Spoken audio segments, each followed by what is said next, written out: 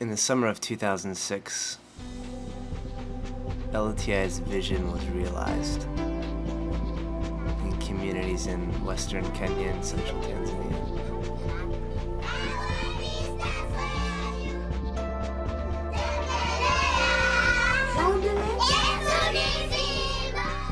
Yeah, we're going to push them together and then fit them inside that little clamp.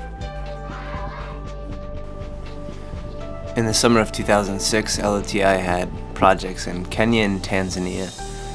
There was really 2 communities in Kenya that were the focus of the projects, and a series of 3 communities in central and northern Tanzania.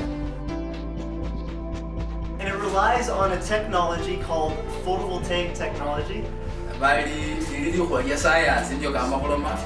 which just means solar panels.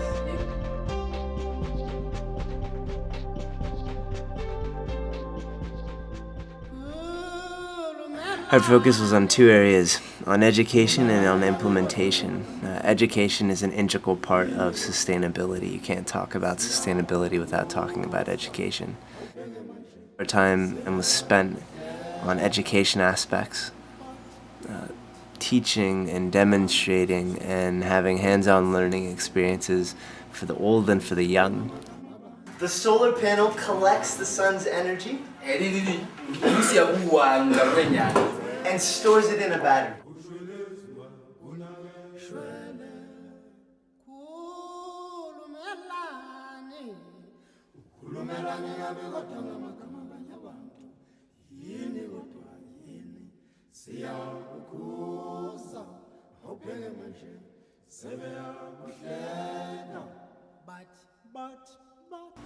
The first community was called the Namawanga community.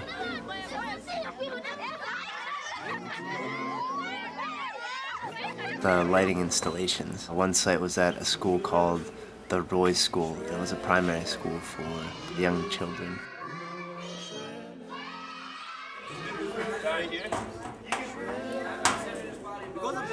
You got that?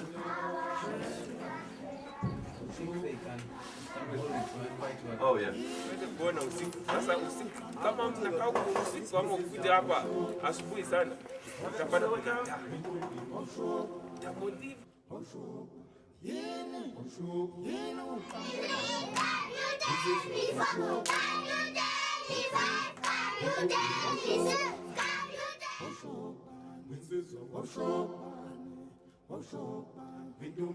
The youth, basically they're the ones who can adopt quickly and they have the energy to make changes. The young people, they'll be like, okay, how does that work?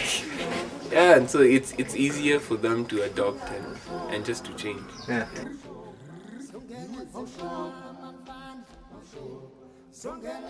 Another focal point for the Namawanga community was a community poultry project, and the focus there was really to help the chickens grow bigger by providing light so they'll eat longer.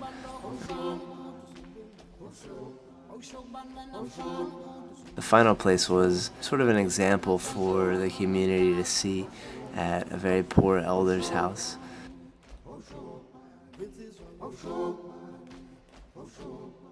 It was amazing to be able to interact with the elder's wife and to see her reaction from something that we thought was so small but which had such a dramatic impact on her life.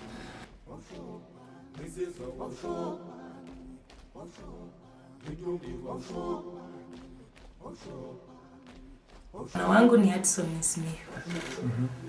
Tumekaa hapa, Mungu akijalia tuko na watoto.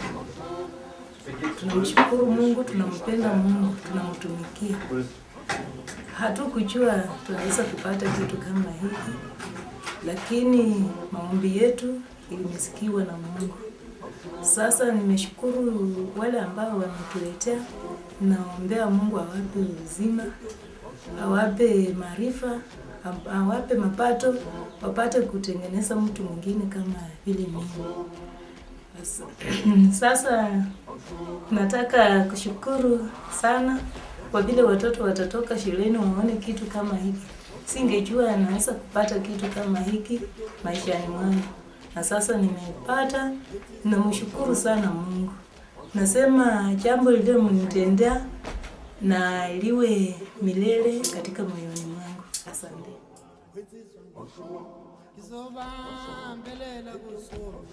The second area that we focused on was in central Kenya. And in central Kenya, it's a semi-arid area. It's one of the poorest in Kenya. The big needs here are water access. There's just an acute problem of water access. Ironically, in this area where water is such a scarce resource, there's 5 boreholes that are sitting unused and unusable because they're broken and broken down. So it was more sustainable and appropriate for us to use education as our tool for fixing the wells, our tool for fixing the boreholes. And so we did that. We spent the day with education and left them after water came from the well with a challenge to go and fix the others. That was an amazing experience to be able to provide water from this borehole, which has been dry for 4 years, was pouring clean water.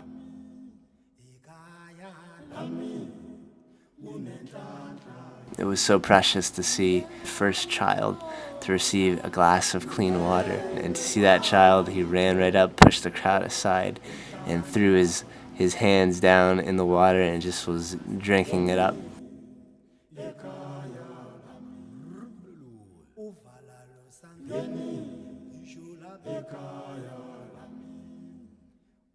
The second was a community hospital.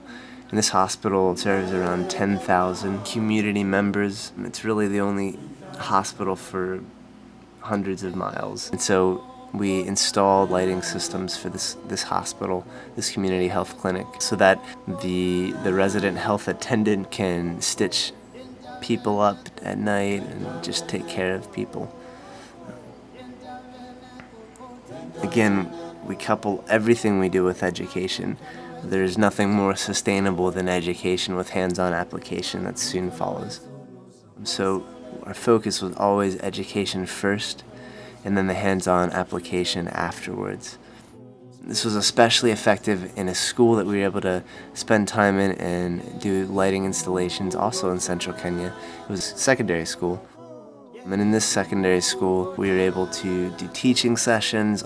We were able to give these kids lighting so that they could study at night for these tests that they would soon have to take, and maybe not be as disadvantaged as they would be if they could only study during the daytime.